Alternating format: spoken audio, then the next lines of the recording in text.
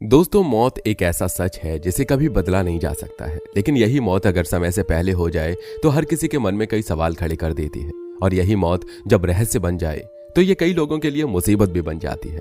भारत में भी कई लोगों की मौत ऐसे ही हुई है जो आज भी एक रहस्य बना हुआ है। सियासी हस्तियों से लेकर फिल्मी सितारों तक कई ऐसे नाम हैं जिनकी मौत के रहस्य से आज तक पर्दा नहीं उठ पाया है। इस कड़ी में बॉलीवुड एक्ट्रेस दिव्या भारती का नाम भी सबसे ऊपर लिया जाता है। दिव्या भारती बॉलीवुड इंडस्ट्री का वो नाम है जिसके बारे में लोग आज भी बातें करते हैं, लेकिन उनकी मौत के बारे में बात नहीं करना चाहते।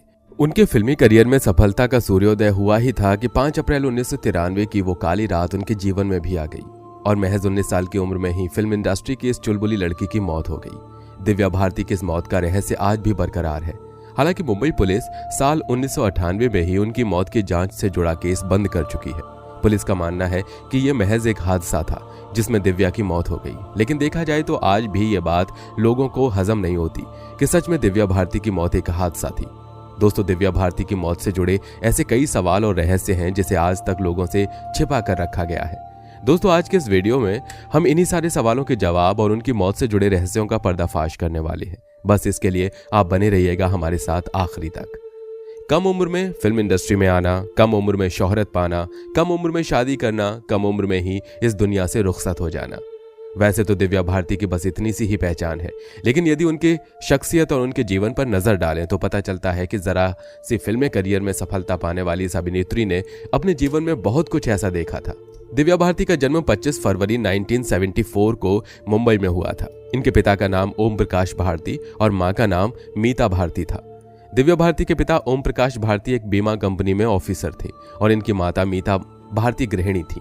दिव्या भारती बचपन से ही इतनी खूबसूरत थी कि बचपन में इन्हें एक बार देखने के बाद एक पल के लिए तो लोगों को यकीन करना भी मुश्किल होता था कि ये वाकई कोई बच्ची है, कोई डॉल तो नहीं है।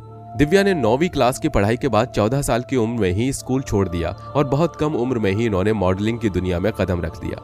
जब इनकी उम्र महज 16 साल थी तभी इन पर एक दिन गोविंदा के भाई की नजर पड़ी और उन्होंने दिव्या भारती को अपनी फिल्म में लेने का फैसला किया।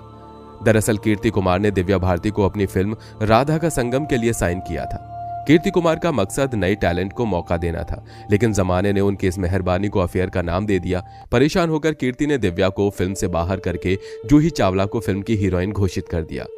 इस फिल्म से निकलने के बाद दिव्या भारती ने अपनी फिल्मी करियर की शुरुआत साउथ की फिल्मों से करने का फैसला किया और उन्होंने 1990 में साउथ के सुपरस्टार वेंकटेश के साथ अपनी पहली तेलुगु फिल्म की। इस फिल्म का नाम बॉबी ली राजा था। बॉक्स ऑफिस पर फिल्म बहुत ज्यादा कमाल तो नहीं कर पाई, मगर दिव्या भारती की खूबसूरती ने हर किसी का ध्यान अपनी ओर आकर्षित किया था। यही वजह थी कि इस फिल्म के फ्लॉप होने के बावजूद इन्हें बैक टू बैक साउथ की कई फिल्में मिली। साउथ की फिल्मों में काम करने के बाद जब इन्हें अच्छी खासी पहचान मिल गई तो बॉलीवुड से इन्हें ऑफर आने लगा और फाइनली 1992 में इन्हें इनकी पहली हिंदी फिल्म विश्वात्मा भी मिल गई। फिल्म मेकर राजीव रॉय ने अपनी पहली फिल्म विश्वात्मा में दिव्या भारती को सनी देओल के ऑपोजिट कास्ट किया था। हालांकि दिव्या भारती की यह फिल्म भी ज्यादा नहीं चली, मगर इस फिल्म के गाने 7 समंदर पार में तेरे पीछे पीछे आ गई ने दिव्या भारती की दीवानगी को 7 समुंदर पार या कहिए कि पूरी दुनिया में फैला दिया। इस फिल्म के बाद से ही दिव्या भारती के आगे फिल्मों की लाइन लग गई और हर बड़े प्रोड्यूसर में दिव्या भारती को अपने साथ जोड़ने की होड़ मच गई। कहां तो यहां तक जाता है कि इस दौर की जितनी बड़ी हीरोइनें थीं सभी से काम छिनने लगे और वो सभी फिल्में दिव्या भारती को मिलती चली गईं। साल 1992 में उनकी 3 फिल्मों ने उन्हें शोहरत के सर्वोच्च मुकाम पर पहुंचा दिया था। बॉलीवुड के किंग यानी शाहरुख खान ने दिव्या भारती के साथ ही साल 1992 में दीवाना फिल्म से बॉलीवुड में डेब्यू किया था। उस साल दिव्या भारती की उम्र 18 साल थी। यह फिल्म जबरदस्त हिट हुई।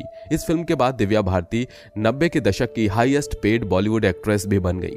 एक तरफ उनका फिल्मी करियर उड़ान भर रहा था तो दूसरी तरफ उनकी पर्सनल लाइफ में भी काफी बदलाव आ रहे थे। उनकी पहली सुपरहिट फिल्म शोला और शबनम की शूटिंग के दौरान एक्टर गोविंदा ने इनकी मुलाकात डायरेक्टर प्रोड्यूसर साजिद नाडियाडवाला से करवाई। बाकियों की तरह साजिद नाडियाडवाला भी दिव्या भारती की खूबसूरती को देखकर अपना दिल हार गई। यहीं पर दोनों में दोस्ती हुई और देखते ही देखते ये दोस्ती प्यार में बदल गई। फिर दुनिया की नजरों से बचकर बेहद ही गुपचुप तरीके से पहले दिव्या भारती दिव्या से सना नाडियाडवाला बन गई और फिर 10 मई 1992 को दिव्या भारती ने साजिद नाडियाडवाला के साथ शादी कर ली। साजिद नाडियाडवाला से शादी कर दिव्या ने सभी को चौंका दिया था कहा जाता है कि साजिद नाडियाडवाला से शादी के बाद दिव्या भारती अक्सर तनाव में रहती थी। कुछ लोग इनके तनाव की वजह को इतनी कम उम्र में माता पिता से दूर हो जाने से जोड़कर भी देखते हैं। कुछ लोगों का कहना है कि पिता से उनके संबंध ठीक नहीं थे। महज 16 साल की उम्र में दिव्या ने स्टारडम के उस मुकाम को हासिल कर लिया था जो तमाम स्टार किड्स आज भी हासिल करने में एड़ी चोटी का जोर लगा देते हैं और फिर भी नाकाम रहते हैं। तनावग्रस्त जीवन और हेक्टिक शेड्यूल की वजह से दिव्या शराब पीने लगी थी। जिस रात उनकी मौत हुई उस रात भी वो शराब के नशे में थी। 5 अप्रैल 1993 को दिव्या भारती चेन्नई से फिल्म की शूटिंग पूरी करके मुंबई के वर्सोवा स्थित अपने घर लौटी थी। इसी दिन उन्हें दूसरे शूट के लिए हैदराबाद जाना था, लेकिन उनके पैर में चोट लगने की वजह से उन्होंने हैदराबाद की शूटिंग पोस्टपोन कर दी थी। अब तक दिव्या भारती एक सुपरस्टार बन चुकी थी और इनके पास बहुत सारा पैसा भी आ चुका था, मगर ये अब तक मुंबई में अपना घर नहीं ले पाई थी। इसी कसक को पूरा करने के लिए वो लंबे समय से कोशिश में लगी हुई थी।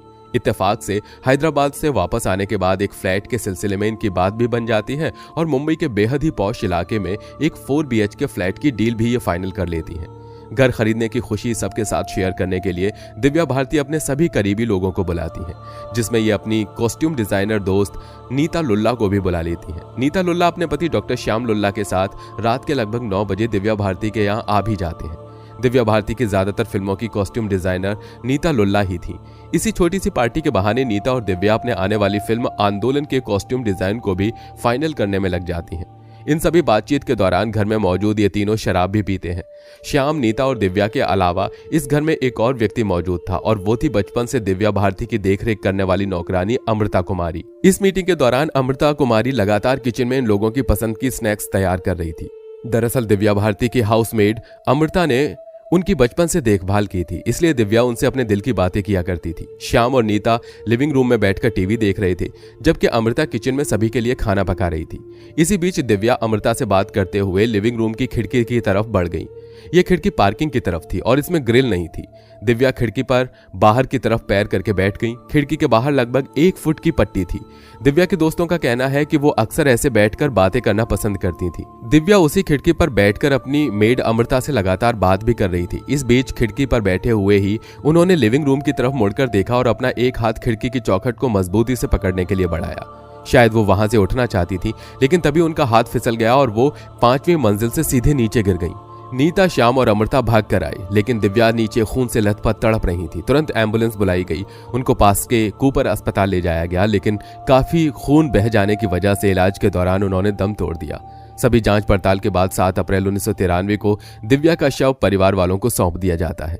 सभी फॉर्मेलिटीज के बाद मुंबई के विले पार्ले स्थित क्रिमेटोरियम में दिव्या भारती का अंतिम संस्कार कर दिया गया।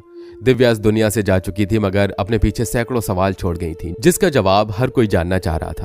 तो दोस्तों, आज के लिए बस इतना ही। आपको हमारी ये वीडियो कैसी लगी हमें कमेंट करके जरूर बताइएगा। और हाँ, वीडियो अगर पसंद आई हो तो लाइक करिए, साथ ही अपने दोस्तों के साथ शेयर करिए। और अगर आप हमारे चैनल पर नए हैं तो नीचे दिए गए लाल बटन को दबाकर चैनल को सब्सक्राइब जरूर कर लीजिए।